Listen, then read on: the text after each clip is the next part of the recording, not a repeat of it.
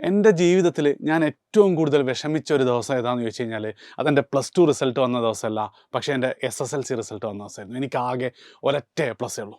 പക്ഷേ ഇന്ന് ആലോചിച്ച് നോക്കുമ്പോൾ എന്നെ ഞാനാക്കിയത് അല്ലെ നിങ്ങളുടെ മുന്നിൽ ഇങ്ങനെ അജാസറായിട്ട് നിൽപ്പിക്കുന്നതിൽ ഒരു ദിവസം ഇമ്പോർട്ടൻ്റ് ആയിട്ട് റോള് വഹിച്ചിട്ടുണ്ടെങ്കിൽ അതന്നത്തെ SSLC റിസൾട്ട് വന്ന ദിവസം. അന്ന് ഞാൻ അനുഭവിച്ച വിഷമവും ഞാൻ ചിന്തിച്ചു കൂട്ടിയ കാര്യങ്ങളും എൻ്റെ ഫീലിങ്സും ഒക്കെ എന്ത് ചെയ്തിട്ടുണ്ട്, ഇന്ന് എന്നെ നിങ്ങളെ മുന്നിൽ എത്തിക്കുന്നതിൽ വലിയ റോള് വഹിച്ചിട്ടുണ്ട്.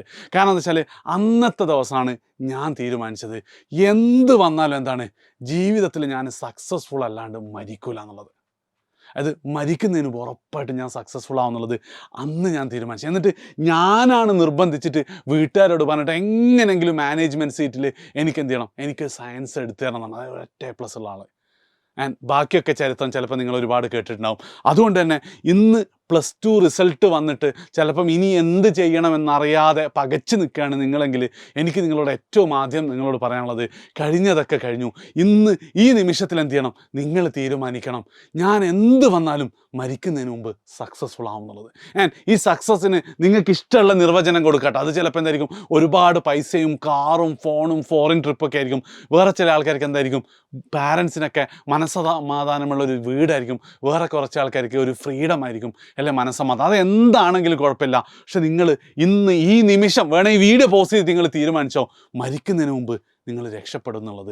എന്ത് വന്നാലും നിങ്ങൾ സക്സസ്ഫുൾ ആണെന്നുള്ളത് നിങ്ങൾ തീരുമാനിക്കുക. അതാണ് +2 റിസൾട്ട് വന്ന കുട്ടികളോട് ഏറ്റവും ആദ്യം എനിക്ക് നിങ്ങളോട് പറയാനുള്ളത്. ആൻഡ് രണ്ടാമത്തെ കേസ് എന്ന് പറഞ്ഞാൽ ഞാൻ അന്ന് നിങ്ങളെക്കാൾ ഒരുപാട് അഡ്വാൻറ്റേജ് ഉള്ള പൊസിഷനായിരുന്നു. കാരണം എന്താ വെച്ചാൽ എനിക്ക് 2 വർഷത്തെ സമയം കിട്ടിയിട്ടുണ്ട് ഒന്നും കൂടെ പ്ലാൻ ചെയ്യാൻ. ആൻഡ് നിങ്ങളെ സംബന്ധിച്ചിടത്തോളം +2 റിസൾട്ട് കഴിഞ്ഞു, ഇനി അതിൽ പ്രത്യേകിച്ച് മാറ്റങ്ങളൊന്നും വരുത്താനില്ല. ആൻഡ് ലൈഫിൽ നിങ്ങൾ എന്ത് ജോലി എടുക്കും, എന്താവുമെന്ന് തീരുമാനിക്കാൻ പോകുന്ന നിങ്ങളുടെ അടുത്ത കോഴ്സ് എടുക്കാൻ ഇനി എന്താണ്, ഇനി ആകെ കുറച്ച് ദിവസങ്ങളും കൂടിയുള്ളൂ. ഒന്നാമതായിട്ട് എനിക്ക് നിങ്ങളോട് പറയാം, യെസ് +2 റിസൾട്ട് വന്ന് ഒരുപാട് സ്ഥലത്ത് അപ്ലൈ ചെയ്യാനുണ്ടാവും. പക്ഷേ നിങ്ങൾ എന്ത് ചെയ്യുക, മിനിമം ഒരാഴ്ചയും കൂടെ ഒന്നും കൂടെ നിങ്ങളൊന്ന് ആലോചിച്ച് നോക്കുക, ആ ഒരു തീരുമാനം എടുക്കുക. അതായത് ചാടിക്കേറി എന്താ പറയുക, അതിനൊരു ഇംഗ്ലീഷിൽ ഡെസ്പെറേറ്റ് ആയിട്ട് എന്ത് ചെയ്യരുത്, നിങ്ങളൊരു തീരുമാനം എടുക്കരുത്. അതായത് ഓക്കെ ഞാനിനി ഒരാഴ്ച കഴിഞ്ഞിട്ട് തീരുമാനം എടുക്കുള്ളൂ എന്നല്ല. നിങ്ങൾ ഓൾറെഡി തീരുമാനം എടുത്തിട്ട് നിങ്ങൾ കോൺഫിഡൻ്റ് ആണെങ്കിൽ അതിലേക്ക് പോകാം. നഴ്സിങ്ങിന് പോകണം, നീറ്റിന് പോകണം, അല്ല എന്താണെങ്കിലും ആ തീരുമാനത്തിലേക്ക് പോകാം. ഇനി ഡൗട്ട് ആണെങ്കിൽ ഡെസ്പെറേറ്റ് ആവാതിരിക്കുക, ഒന്ന് ആലോചിച്ചിട്ട് എന്ത് ചെയ്യുക, നിങ്ങൾ തീരുമാനം എടുക്കുക. ആൻഡ് രണ്ടാമതായിട്ട് എനിക്ക് നിങ്ങളോട് പറയാനുള്ള കേസ് എന്താ വെച്ചാൽ, നിങ്ങൾ OnePlusൻ്റെ ആ ഒരു ഇതറിയോ നിങ്ങൾക്ക്, ക്യാച്ച് വേർഡ് എന്താ പറയുക, ടാഗ് ലൈൻ നെവർ സെറ്റിൽ എന്നുള്ളതാണ്. അത് നിങ്ങൾ ഒരു കാരണവശാലും എന്ത് ചെയ്യരുത്, ജീവിതത്തിൽ ചെറിയൊരു സാധനത്തിൽ നിങ്ങൾ സെറ്റിൽ ആവരുത്. മാക്സിമം എഫേർട്ട് എടുത്ത് നിങ്ങൾക്ക് എത്താവുന്ന മാക്സിമത്തിലേക്ക് എത്തുക എന്നുള്ളതാണ്. അതെങ്ങനെ ചെയ്യുന്നുള്ളതിന് 2 കാര്യങ്ങളോട് പറയാം. ഒന്നാമത്തെ കേസ് എന്ന് പറഞ്ഞാൽ B with the best people ആണ്. ആൻഡ് ഞാൻ പറഞ്ഞല്ലോ, ഒരു ദിവസം SSLC റിസൾട്ട് ആണെങ്കിൽ ഒരു ഇവൻ്റ് എന്ന് പറയുന്നത് NITയിൽ 4 വർഷം പഠിച്ചു എന്നുള്ളതാണ് എന്നെ സംബന്ധിച്ചിടത്തോളം. കാരണം അവിടെ ഞാൻ കേരളത്തിലെ ഏറ്റവും ബെസ്റ്റ് 1000 കുട്ടികളോടെയാണ് പഠിച്ചത്, ദ ടോപ്പ് 1000. ആൻഡ് നമ്മൾ എന്ത് ചെയ്യുമ്പോൾ എന്താണ്, നമ്മളെക്കാൾ അടിപൊളിയായിട്ട് ചെയ്യുന്ന ആൾക്കാരുണ്ടായിരുന്നു. ഒരുപാട് കാര്യങ്ങൾ അവരുടെ അടുത്ത് നിന്ന് പഠിക്കാൻ പറ്റിയിട്ടുണ്ടായിരുന്നു. അത് ഒബ്വിയസ്ലി എന്താണ്, എന്നെ ഒരുപാട് മാറ്റിയിട്ട്. ആൻഡ് ഇനി ഞാൻ എന്ത് ചെയ്യുന്നില്ല, അടുത്ത പാർട്ട് ഞാൻ അതിൽ പറയുന്നില്ല. കാരണം എന്ന് വെച്ചാൽ ഇവിടെ ഒരിക്കലും എന്ത് ചെയ്യരുത്, എഡ്യൂപോർട്ടിൻ്റെ റിപ്പീറ്റർ ബാച്ചിൻ്റെ ആഡ് ആവരുതെന്ന് എനിക്ക് 100% നിർബന്ധമുണ്ട്.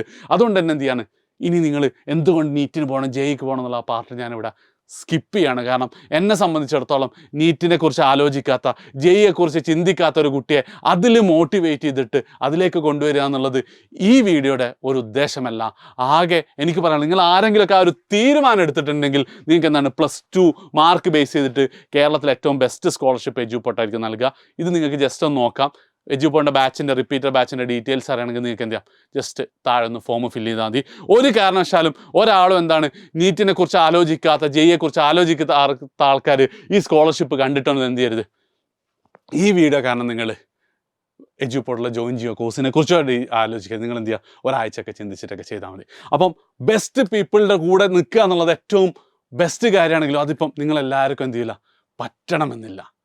പക്ഷേ അതിനേക്കാൾ ബെസ്റ്റായിട്ടുള്ള ഒരു കാര്യമുണ്ട്, നിങ്ങൾ എവിടെയാണെങ്കിലും എന്ത് ചെയ്യുക, നിങ്ങളുടെ ആ ഒരു യഥാർത്ഥ മേഖല തിരിച്ചറിയാൻ വേണ്ടി എക്സ്പെരിമെൻറ്റ് ചെയ്തുകൊണ്ടേയിരിക്കും. അപ്പം എന്നോടൊക്കെ കുറേ കുട്ടികൾ ചോദിക്കാറ്, സാറേ ഇന്ന കോളേജിൽ ഇന്നത് എടുത്താൽ നല്ലതാണോ എന്നൊക്കെ. അത് കഴിഞ്ഞ വർഷമാണ് നിങ്ങൾ ചോദിച്ചെങ്കിൽ എനിക്ക് ചിലപ്പോൾ മനസ്സിലാവും, നിങ്ങൾക്ക് അതിനെക്കുറിച്ച് കറക്റ്റ് ഡാറ്റ കിട്ടുള്ളൂ. പക്ഷേ ഇന്ന് എന്നോട് ചോദിക്കുന്നതിനേക്കാളും കേരളത്തിലെ ഏറ്റവും വലിയ കരിയർ എക്സ്പേർട്ടിനോട് ചോദിക്കുന്നതിനേക്കാളും നല്ല രീതിയിൽ നിങ്ങൾക്ക് എന്ത് ചെയ്യാൻ പറ്റും, ChatGPT-യോടൊക്കെ കാര്യങ്ങൾ ചോദിക്കാൻ പറ്റും. അപ്പോൾ കിട്ടാവുന്നതിൽ വെച്ച് ആ ഒരു ബെസ്റ്റ് കോഴ്സ് എന്ത് ചെയ്യുക, നിങ്ങൾ ചൂസ് ചെയ്യുക.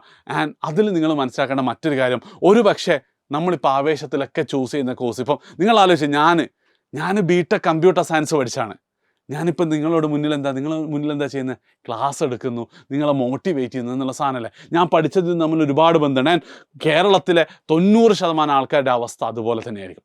അത് നിങ്ങൾ പഠിച്ചതായിരിക്കില്ല ചെയ്യുക. ഇപ്പോൾ ഈ ഒരു PPT എനിക്ക് ഉണ്ടാക്കി തന്ന ആൾ വെറ്റിനറി കോളേജിൽ പഠിച്ച ആളാണ്. നിങ്ങളൊന്ന് ആലോചിച്ച് നോക്കുക. പക്ഷേ അവനിവിടെ അത്യാവശ്യം നല്ല റോള് വർക്ക് ചെയ്തുകൊണ്ട്, കാരണം he has that management skill. അപ്പം നിങ്ങൾ ആ ഒരു സ്കില്ല് ഡെവലപ്പ് ചെയ്യാണ്. അപ്പോൾ ഏത് സ്കില്ല് സാറേന്ന് ചോദിക്കുമ്പോൾ, എടാ ഞാൻ പറയട്ടെ, ലോകത്തിന്ന് മുമ്പത് 10,000 മണിക്കൂറായിരുന്നു. ഇന്ന് ലോകത്തുള്ള ഏത് സ്കില്ലിലും എന്താണ്, നിങ്ങൾക്ക് സ്റ്റാർട്ട് ചെയ്തിട്ട് ഒരു എക്സ്പേർട്ടിൻ്റെ എക്സ്പേർട്ട് ആകുന്നതിന് തൊട്ട് മുന്നേയുള്ള ഒരു പൊസിഷനിലേക്ക് എത്താൻ നിങ്ങൾക്ക് ആകെ 100 മണിക്കൂർ മതി. അതായത് നിങ്ങൾക്ക് കോഡിങ്ങിനെ കുറിച്ച് ഒരു ABCD അറിയില്ലെങ്കിൽ അടുത്ത 100 മണിക്കൂർ നിങ്ങൾ കോഡിങ്ങിന് വേണ്ടി നിങ്ങൾ പഠിച്ചു കഴിഞ്ഞാൽ, നിങ്ങൾ കമ്പ്യൂട്ടർ സയൻസ് അല്ല എടുത്തത്, നിങ്ങൾ ബയോളജി സയൻസ്, നിങ്ങൾ കൊമേഴ്സ് ആണ്, നിങ്ങൾ ഹ്യൂമാനിറ്റീസ് ആണ്, അങ്ങനെ ഏതാണെങ്കിലും എന്താണ് 100 മണിക്കൂർ നിങ്ങൾ കോഡിങ്ങിന് വേണ്ടി പഠിച്ചു കഴിഞ്ഞാൽ നിങ്ങൾക്ക് ക്ലാരിറ്റി കിട്ടും. അടുത്ത 100-200 മണിക്കൂർ നിങ്ങൾ എന്ത് ചെയ്യും, നിങ്ങളെ എക്സ്പേർട്ടാക്കി മാറ്റാൻ പറ്റും. സോ ഒരുപാട് മേഖലകൾ നിങ്ങളുടെ മുന്നിലുണ്ട്. പ്രത്യേകിച്ച് AI ഉപയോഗിച്ചൊക്കെ ഒത്തിരി കാര്യങ്ങൾ നിങ്ങൾക്ക് ചെയ്യാൻ പറ്റും. കോളേജുകളിൽ നിന്ന് തന്നെ ചിലപ്പോൾ നിങ്ങൾക്ക് പൈസ ഏൺ ചെയ്യാൻ പറ്റുമായിരിക്കും. അതുകൊണ്ട് തന്നെ എന്ത് ചെയ്യുക, പല മേഖലകളും നിങ്ങളിങ്ങനെ എക്സ്പ്ലോർ ചെയ്തുകൊണ്ടേയിരിക്കുക. ഒന്നിൽ സെറ്റ്, ചിലപ്പോൾ ഓക്കെ ഇതാണ് എൻ്റെ മേഖല നിങ്ങൾക്ക് മനസ്സിലായി കഴിഞ്ഞാലും വേറെ 1-2 മേഖലയും കൂടെ നിങ്ങളൊന്നും കൂടെ നോക്കുക. ആൻഡ് ഇങ്ങനെ അടുത്ത 3-4 വർഷമായിരിക്കും നിങ്ങളുടെ ഡിഗ്രി കാലഘട്ടം ഉണ്ടാവുക. ആ 3-4 വർഷം ഈ ഒരു മെത്തേഡ്, അതിപ്പം നിങ്ങൾ ആലോചിച്ച് നോക്ക്, 100 മണിക്കൂർ എന്ന് പറഞ്ഞാൽ ഡെയിലി 1 മണിക്കൂറൊക്കെയാണ് 100 ദിവസമാണ്. ഡെയിലി 2 മണിക്കൂർ, ആകെ 50 ദിവസമേ ഉള്ളൂ. അതായത് 1.5 മാസം. അതായത് നിങ്ങൾക്ക് ശരിക്കും കോളേജ് കയറുന്നതിന് മുമ്പ് എന്ത് ചെയ്യാൻ പറ്റും, അങ്ങനെ ഒരു മേഖലയിൽ ഒരു എക്സ്പേർട്ട് ആവാൻ പറ്റും. അപ്പം അങ്ങനെയുള്ള രീതിയിൽ എന്ത് ചെയ്യുക, അടുത്ത 3 വർഷവും 1 മണിക്കൂർ 1.5 മണിക്കൂർ നിങ്ങൾക്ക് വേണ്ടി എന്ത് ചെയ്യുക, നിങ്ങൾ സ്പെൻഡ് ചെയ്യുക. ഉറപ്പായിട്ടും ഞാൻ പറയാണ്, നിങ്ങൾ പുറത്തിറങ്ങുമ്പം നിങ്ങളെ കൊത്തിക്കൊണ്ടുപോകാൻ, റാഞ്ചി കൊണ്ടുപോകാൻ എന്താണ് ഇവിടെ കമ്പനികൾ ക്യൂ നിൽക്കും എന്ന് മാത്രമല്ല, ഇനിയിപ്പോൾ അതൊന്നും വേണ്ട, നിങ്ങൾക്ക് സ്വന്തമായിട്ട് എന്തെങ്കിലും ചെയ്യാനൊക്കെ പറ്റും. ആകെയുള്ളതെന്ന് വെച്ചാൽ, അതായത് ആ ഒരു ബെസ്റ്റ് ടീമിൻ്റെ കൂടിയാലുള്ളതെന്ന് വെച്ചാൽ you will always try to be that best. പക്ഷേ അല്ലാത്ത വേറെ ഏത് കോളേജിൽ പോയി കഴിഞ്ഞാലും നിങ്ങൾ അതിൻ്റെ ആ ഓളത്തിൽ അങ്ങോട്ട് പോവും. കാരണം നമ്മൾ പലപ്പോഴും എന്താണ്, ഒരുപാട് കോളേജ് സ്റ്റുഡൻസിന് ഇൻറ്റേൺഷിപ്പ്, വർക്ക് ഫ്രം ഹോം എന്നൊക്കെ പറഞ്ഞിട്ട് പാർട്ട് ടൈം ജോബ് എന്നൊക്കെ പലപ്പോഴും കൊടുത്തിട്ട് 90% കേസിൽ എന്താണ് അത് ഫെയിലാവുക ചെയ്തത്. കാരണം എന്ന് വെച്ചാൽ അവർ ആ ഓളത്തിൽ, ഇപ്പം ഇന്ന് രാത്രി 5 മണി മുതൽ 10 മണി വരെ ഞാൻ വർക്ക് ചെയ്യാൻ കമ്മിറ്റ് ചെയ്തിട്ടുണ്ടെങ്കിലും ആരെങ്കിലും പറയാം, എടാ സിനിമയ്ക്ക് പോയാലോ, അല്ലെങ്കിൽ എന്തായാലും കോളേജിൽ എത്താലോ, എന്നാ അവന് അത് നോക്കാണല്ലോ. അപ്പം ആ ഒരു ഓളത്തിൽ നിങ്ങൾ പോവാതെ ഒരു ദിവസത്തിൽ ഒരു 2 മണിക്കൂറെങ്കിലും ഇതേപോലെ പുതിയ സ്കില്ല് ആർജിക്കാൻ, അത് ഏത് സ്കില്ലാന്ന് വെച്ച് കഴിഞ്ഞാൽ ഒരു റെക്കമെൻഡേഷൻ എനിക്കില്ല, നിങ്ങൾ 10-20 സ്കില്ലുകൾ ട്രൈ ചെയ്യുക, അതിൽ 1-2 നിങ്ങൾ ബെസ്റ്റ് ആയിരിക്കും. അങ്ങനെ ഒരു 2 മണിക്കൂർ അല്ലെ 1 മണിക്കൂർ നിങ്ങൾ ഇനി അങ്ങോട്ടുള്ള ദിവസങ്ങൾ സ്പെൻഡ് ചെയ്യുകയാണെങ്കിൽ ആലോചിച്ച് നോക്ക്. നിങ്ങൾ നേരത്തെ പറഞ്ഞ ആ സക്സസ്ഫുൾ എന്ന് ചിന്തിക്കുമ്പോൾ നിങ്ങൾ മനസ്സ് കണ്ട എന്തുണ്ട്, ഒരു ചിത്രമില്ലേ നിങ്ങളെക്കുറിച്ച്, ഒരു 30 വയസ്സ് 25 വയസ്സാകുമ്പോൾ നിങ്ങൾ ആരാവണമെന്നുള്ളത്, അതിനേക്കാൾ അതുക്കും മേലെ എന്ത് ചെയ്യും, നിങ്ങൾക്ക് എത്താൻ പറ്റും. സോ ഇത്രേ പറയാനുള്ളൂ. ഒന്ന്, ഫസ്റ്റ് നിങ്ങൾ തീരുമാനിക്കുക, ഞാൻ ജീവിതത്തിൽ സക്സസ്ഫുൾ ആവേണ്ട മരിക്കില്ല എന്നുള്ളത്. രണ്ടാമത്തത്, നെവർ സെറ്റിൽ, നിങ്ങൾക്കൊണ്ടാവുന്ന മാക്സിമത്തിൽ എന്ത് ചെയ്യണം, നിങ്ങൾ വർക്ക് ചെയ്യണം. മൂന്നാമത്തത്, ഡെയിലി 1-2 മണിക്കൂർ നിങ്ങൾക്ക് വേണ്ടി സ്പെൻഡ് ചെയ്യുക, നിങ്ങളുടെ സ്കില്ലിനെ കുറിച്ച് വേണ്ടിയാണ്. നിങ്ങൾ കോളേജ് ലൈഫ് എൻജോയ് ചെയ്യരുതെന്നോ സിനിമയ്ക്ക് പോരുതെന്നോ അടി ഉണ്ടാക്കരുതെന്നോ ഒന്നുമല്ല ഞാൻ പറയുന്നത്. പക്ഷേ എന്നാലും നിങ്ങൾക്ക് എന്ത് ചെയ്യും, 1-2 മണിക്കൂർ നിങ്ങൾക്ക് വേണ്ടി, നിങ്ങളുടെ സ്കില്ലിനെ കുറിച്ച് അറിയാൻ, ഭാവിയിൽ നിങ്ങളുടെ മക്കളൊക്കെ നിങ്ങളോട് താങ്ക്സ് പറയാൻ പോകുന്ന ആ 1 മണിക്കൂറോ 2 മണിക്കൂറോ ആയിരിക്കും അത് സ്പെൻഡ് ചെയ്യുക. ഉറപ്പായിട്ടും ഒരു 5-6 വർഷം കഴിയുമ്പോൾ നിങ്ങൾ എന്നെ കാണുമ്പോൾ ഓടി വരണം. എന്ത് സാറെന്ന് പറഞ്ഞ പോലെ ചെയ്തിട്ട് ഞാൻ ഇന്ന കമ്പനിയിൽ മൈക്രോസോഫ്റ്റിലാണ്, ആപ്പിളിലാണ്, അല്ലെങ്കിൽ ഞാൻ പുതിയ സ്റ്റാർട്ടപ്പ് തുടങ്ങി എന്നൊക്കെ നിങ്ങൾക്ക് പറയാൻ പറ്റണം. ഉറപ്പായിട്ടും പറ്റൂടാ. ഓക്കെ. സോ നിങ്ങൾക്ക് എന്തെങ്കിലുമൊക്കെ സംശയങ്ങളോ കാര്യങ്ങളോ, കഴിഞ്ഞ കുറേ വർഷത്തെ നമ്മളെ ജേണിയല്ലേ, എന്തെങ്കിലും പറയാണ്ട് നിങ്ങൾക്ക് കമൻറ്റ് ചെയ്യാം. ഞാൻ എന്തായാലും കമൻറ്റ് വായിക്കാൻ കാത്തിരിക്കുന്നുണ്ടാവും.